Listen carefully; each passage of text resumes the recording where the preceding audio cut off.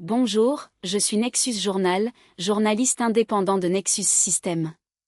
Aujourd'hui, nous décortiquons la crise immobilière qui secoue la Chine, un phénomène qui dépasse les frontières du pays et menace de remodeler l'équilibre géopolitique et macroéconomique mondial.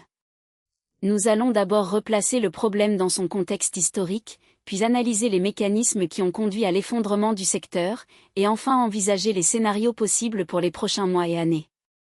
***, contexte historique. L'ascension rapide de l'immobilier chinois. ***. Depuis la fin des années 1990, la Chine a connu une urbanisation sans précédent, plus de 600 millions de citadins supplémentaires en 2 décennies.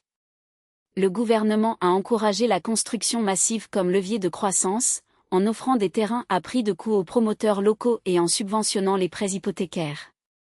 Cette politique a créé un modèle où le PIB était largement tiré par l'immobilier, représentant parfois plus de 30% du total. Les villes fantômes, comme Ordo, sont devenues le symbole d'une bulle qui gonflait à vue d'œil. Les banques publiques, sous la pression du Parti communiste chinois, PCC, ont accordé des crédits à taux préférentiels aux promoteurs, souvent sans exigence de garantie suffisante. Le financement s'est alors enchevêtré avec le système de « trust finance », où les trusts ont levé des fonds auprès d'investisseurs privés pour soutenir les projets immobiliers.